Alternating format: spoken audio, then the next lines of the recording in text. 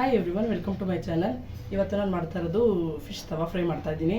ಅದು ನಮ್ಮದೇ ಆದ ನಾಟಿ ಸ್ಟೈಲಲ್ಲಿ ಮಾಡ್ತಾ ಇದ್ದೀನಿ. ಇದು ನಮ್ಮಮ್ಮ ಇಟ್ಕೊಟ್ರು ಅಂತ ರೆಸಿಪಿ. ನಮ್ಮಮ್ಮ ಅಪ್ಪ ಅಂತ ತುಂಬಾ ಚೆನ್ನಾಗಿ ಮಾಡ್ತಾರೆ. ಇದು ನನ್ನ ಫೇವ್ರೇಟು. ಬಟ್ ಮಗ ಹುಟ್ಟಿದ್ಮೇಲೆ ನಾನು ಸ್ವಲ್ಪ ಇದು ಫಿಶ್ ಜಾಸ್ತಿ ತಿಂತಿರ್ಲಿಲ್ವಲ್ಲ, ಅವಾಗ ಹಂಗಾಗಿ ಇದು ತಿಂತಾ ಇರಲಿಲ್ಲ. ಆದರೆ ಮನೇಲಿ ಎಲ್ಲರಿಗೂ ತುಂಬಾ ಫೇವ್ರೇಟು. ನಮ್ಮ ತಂದೆ ಅಂತೂ ತುಂಬಾ ಚೆನ್ನಾಗಿ ಮಾಡ್ತಾರೆ. ಅದಕ್ಕೆ ಬೇಕಾಗಿರೋಂಥ ಐಟಮ್ಸ್ ನಾನು ತೋರಿಸ್ತಾ ಇದ್ದೀನಿ ನೋಡಿ. ಇದಕ್ಕೆ ಮೊದಲನೇದಾಗಿ ನೀವು ಖಾರ ಎಷ್ಟು ತಿಂತೀರಾ ಅದಕ್ಕೆ ತಕ್ಕಾಗೆ ಹಸಿಮೆಣ್ಸಿಕಾಯಿ ತೊಗೊಳ್ಳಿ. ನಾನು ಇದಕ್ಕೆ ಒಂದು 7 ಅಷ್ಟು ಹಸಿಮೆಣ್ಸಿಕಾಯಿ ತೊಗೊಂಡಿದ್ದೀನಿ, 2 ಬೆಳ್ಳುಳ್ಳಿ ತೊಗೊಂಡಿದ್ದೀನಿ, ಒಂದು 2 ಇಂಚಷ್ಟು ಶುಂಠಿ ತೊಗೊಂಡಿದ್ದೀನಿ, ಒಂದು 4 ಲವಂಗ, ಒಂದು 2 ಇಂಚಷ್ಟು ಚಕ್ಕೆ, ಒಂದು ಅರ್ಧ ಸ್ಪೂನಷ್ಟು ಮೆಣಸು, ಒಂದು ನಿಂಬೆಹಣ್ಣಿನಷ್ಟು ಹುಣಸೆಹಣ್ಣು, ಹಾಗೆ 1 ಇಡಿಯಷ್ಟು ಕೊತ್ತಂಬರಿ ಸೊಪ್ಪು, 2 ಇಡಿಯಷ್ಟು ಪುದೀನ ಸೊಪ್ಪು, ಒಂದು 2ರಿಂದ 3 ಸ್ಪೂನಷ್ಟು ಜೀರಿಗೆ ತೊಗೊಂಡಿದ್ದೀನಿ. ಇಷ್ಟು ಐಟಮ್ ಸರಿ ಹೋಗುತ್ತೆ. ಫಿಶ್ಶಿಗೆ ಯಾವತ್ತೂ ಜೀರಿಗೆ ಮತ್ತು ಹುಣಸೆಹಣ್ಣು ಅನ್ನೋದೇ ಮೇನ್ ರುಚಿ ಕೊಡೋದು. ಇದು ಹಸಿರು ಖಾರ ಆಗಿರುತ್ತೆ, ತುಂಬಾ ಇರುತ್ತೆ, ತುಂಬಾ ಚೆನ್ನಾಗಿರುತ್ತೆ ಟೇಸ್ಟ್ ವೈಸು. ಇಷ್ಟು ಮಸಾಲೆನೂ ನಾವು ಮಿಕ್ಸಿ ಜಾರ್ಗೆ ಹಾಕ್ಕೊಂಡು ರುಬ್ಕೊಳ್ಳೋಣ. ಹಾಗೆ ನಾನಿಲ್ಲಿ 1.5 kg ಫಿಶ್ನು ಕೂಡ ತೊಗೊಂಡಿದ್ದೀನಿ. ಈ ಎಲ್ಲ ಐಟಮ್ಸನ್ನು ಮಿಕ್ಸಿ ಜಾರ್ಗೆ ಹಾಕ್ಕೊಂಡು ರುಬ್ಕೊಳ್ಳೋಣ.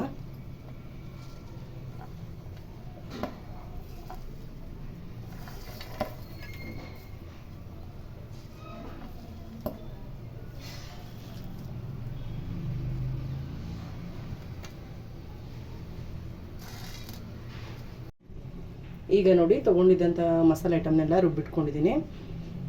ಇದು ತುಂಬ ನುಣ್ಣಗಾಗೋದೇನು ಬೇಡ, ಮೀಡಿಯಮ್ ಆಗಿದ್ರೆ ಸಾಕಾಗುತ್ತೆ. ಈಗ ಇದನ್ನು ಒಂದು ಬಟ್ಲಿಗೆ ಹಾಕ್ಕೊಳ್ಳೋಣ.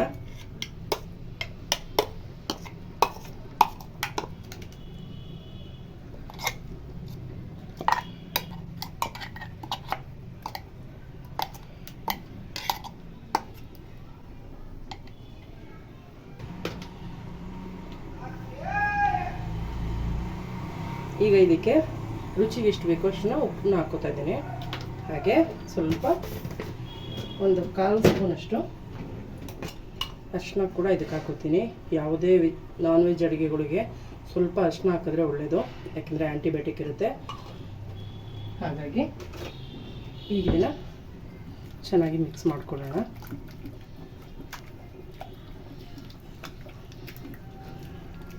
ಹಸಿ ಖಾರ ರೆಡಿಯಾಗಿದೆ. ಇದು ಹುಳುಳಿಯಾಗಿ ಖಾರವಾಗಿ ತುಂಬಾ ಚೆನ್ನಾಗಿರುತ್ತೆ ಟೇಸ್ಟ್ ವೈಸು.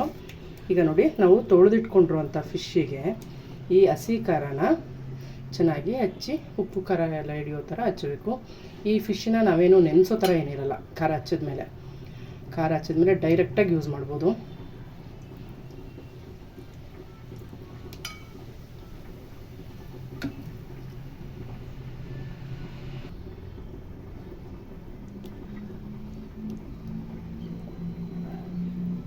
ಇದೇ ಥರ ಎಲ್ಲ ಫಿಶ್ಗಳು ನಾವು ಖಾರ ಹಚ್ಚಿ ಇಟ್ಕೋಬೇಕಾಗತ್ತೆ. ಇದನ್ನು ನೆನೆಸೋ ಅವಶ್ಯಕತೆ ಏನಿರಲ್ಲ. ಉಪ್ಪು ಖಾರ ತುಂಬಾ ಬೇಗ ಮ್ಯಾರಿನೇಟ್ ಆಗುತ್ತೆ ಫಿಶ್ಗೆ. ಇದು ಈಗ ಹಸಿ ಖಾರ ಆಗಿರೋದ್ರಿಂದ ನಾವೆಲ್ಲ ಫಿಶ್ಗೆ ಹಚ್ಚೋಷ್ಟೊತ್ತಿಗೆ ಅದು ಚೆನ್ನಾಗಿ ನೆನೆಯುತ್ತೆ. ಇದೇ ಥರ ನಾನು ಎಲ್ಲ ಫಿಶ್ಗೂ ಹಚ್ಚಿ ರೆಡಿ ಮಾಡಿಟ್ಕೋತೀನಿ. ಈಗ ನೋಡಿ, ಎಲ್ಲ ಫಿಶ್ಗೂ ನಾನು ಮಸಾಲೆ ಹಚ್ಚಿ ರೆಡಿ ಮಾಡಿಟ್ಕೊಂಡಿದ್ದೀನಿ. ಹಾಗೆ ಗ್ಯಾಸ್ ಮೇಲೆ ಒಂದು ಪ್ಯಾನ್ ಕಾಯೋದಕ್ಕೆ ಅಂತ ಇಟ್ಕೊಂಡಿದ್ದೀನಿ. ಮಸಾಲೆ ಹಚ್ಚೋಷ್ಟೊತ್ತಿಗೆ ಪ್ಯಾನ್ ಕೂಡ ಚೆನ್ನಾಗಿ ಕಾದಿದೆ. ಈಗ ಇದಕ್ಕೆ ನಾನು ಒಂದು 2 ಸ್ಪೂನಷ್ಟು ಎಣ್ಣೆ ಹಾಕೋತಾ ಇದ್ದೀನಿ.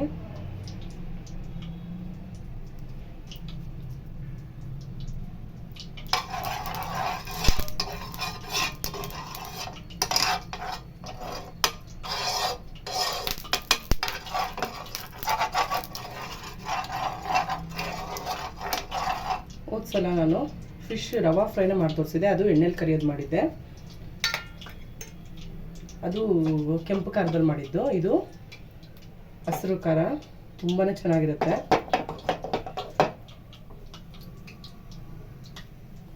ಇದಕ್ಕೆ ರವೆ ಎಲ್ಲ ಏನು ಬೇಡ.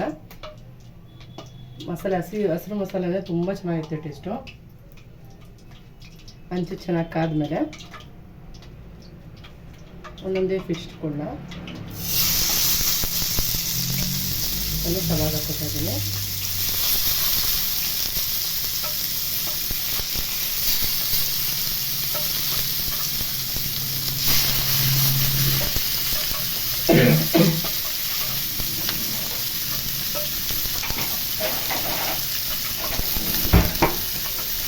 ಈಗ ಇದಕ್ಕೆ ಒಂದು ಪ್ಲೇಟ್ನ ಮುಚ್ಚಿ ಒಂದು 2-3 ನಿಮಿಷ ಬಿಡ್ತಾ ಇದ್ದೀನಿ.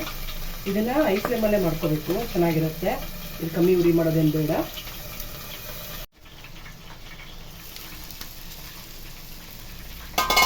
ಇದು ನೋಡಿ ತವಾ ಫ್ರೈ ತುಂಬ ಚೆನ್ನಾಗಾಗಿದೆ.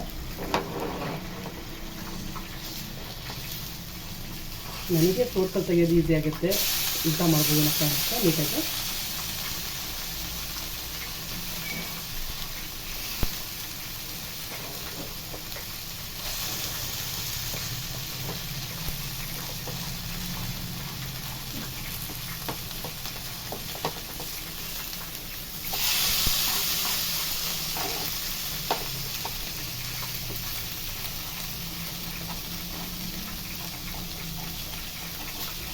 ಇದೇ ಥರ ಫಿಶ್ನ ಊಟ ಮಾಡಿಕೊಂಡು ಎರಡೂ ಕಡೆ ಚೆನ್ನಾಗಿ ಬೇಯಿಸ್ಕೋಬೇಕು.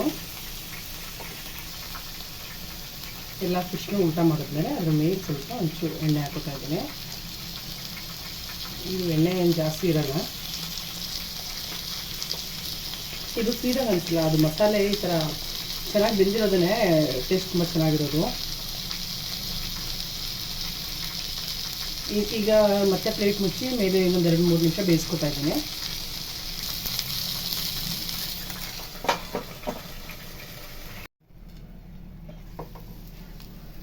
ಈಗ ನೋಡಿ ಎರಡೂ ಕಡೆ ಫಿಶ್ ಚೆನ್ನಾಗಿ ಫ್ರೈ ಆಗಿದೆ.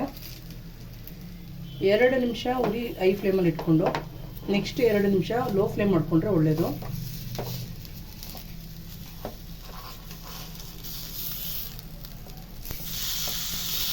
ಎರಡೂ ಕಡೆ ಚೆನ್ನಾಗಿ ಬೆಂದಿದೆ.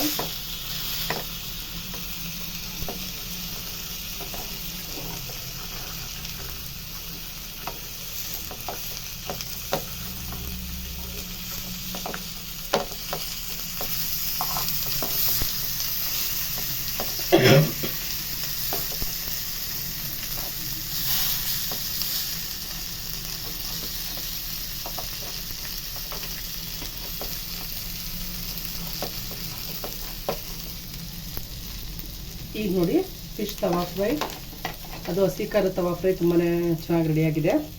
ಟೇಸ್ಟ್ ವೈಸ್ ಅಂತೂ ನೀವು ರಿಪೀಟ್ ಇನ್ನೊಂದ್ಸಲ ಮಾಡಬೇಕು ಅಂತ ಕೇಳ್ತಾರೆ ಮನೇಲಿ ಎಲ್ಲರೂ, ಅಷ್ಟು ಚೆನ್ನಾಗಿರುತ್ತೆ. ಇದು ಮಸಾಲೆನೇ ಹೈಲೈಟು. ಇದನ್ನು ನೀವು ಯಾವುದೇ ಫಿಶಲ್ಲಿ ಬೇಕಿದ್ರೂ ಮಾಡ್ಕೋಬೋದು, ಬಾಂಗ್ಡಾದಲ್ಲಿ ಬೇಕಿದ್ರೂ ಮಾಡ್ಕೋಬೋದು. ನಾನು ಇವತ್ತು ಮಾಡಿರೋದು ಪಾಂಪ್ಲೆಟ್ ಫಿಶಲ್ಲಿ ಮಾಡಿದ್ದೀನಿ.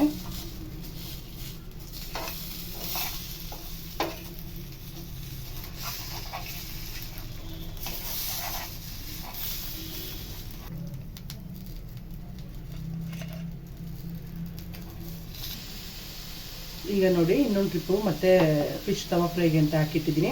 ಹಾಗೆ ಇವಾಗ ಆಗಿರೋ ಫಿಶ್ ನೋಡಿ, ಫಿಶ್ ತವಾ ಫ್ರೈ ತುಂಬಾ ಚೆನ್ನಾಗಿರುತ್ತೆ. ನಮ್ಮಲ್ಲಿ ರವಾ ಫ್ರೈ ಮತ್ತು ತವಾ ಫ್ರೈ ಎರಡೂ ತುಂಬಾ ಇಷ್ಟ ಆಗುತ್ತೆ. ರವಾ ಫ್ರೈ ಕೆಂಪು ಖಾರದಲ್ಲಿ ಮಾಡ್ತೀವಿ, ತವಾ ಫ್ರೈ ಆದರೆ ಹಸಿರು ಖಾರದಲ್ಲಿ ಮಾಡೋದು. ಫಿಶ್ನ ಈ ಥರ ವೆರೈಟಿ ಮಾಡಿಕೊಟ್ರೆ ಮನೇಲಿ ಎಲ್ರಿಗೂ ತುಂಬಾ ಇಷ್ಟ ಆಗುತ್ತೆ. ಯಾರೆಲ್ಲ ಟ್ರೈ ಮಾಡಿಲ್ಲ ಅಂತಂತೀರಾ, ಪ್ಲೀಸ್ ಒಂದ್ಸಲ ಟ್ರೈ ಮಾಡಿ ನೋಡಿ, ರುಚಿ ನಿಮಗೂ ಕೂಡ ಇಷ್ಟ ಆಗುತ್ತೆ. ಹಾಗೆ ಯಾರೆಲ್ಲ ಸಬ್ಸ್ಕ್ರೈಬ್ ಮಾಡದೆ ನೋಡ್ತಾ ಇದ್ದೀರಾ, ಪ್ಲೀಸ್ ಸಬ್ಸ್ಕ್ರೈಬ್ ಮಾಡ್ಕೊಂಡು ನೋಡಿ. ಯಾರಿಗಾದರೂ ಬೇಕು ಅಂತಂದರೆ ಪ್ಲೀಸ್ ಶೇರ್ ಮಾಡಿ, ಹಾಗೆ ಕಮೆಂಟ್ ಮಾಡೋದನ್ನ ಮರಿಬೇಡಿ. Thank you for watching.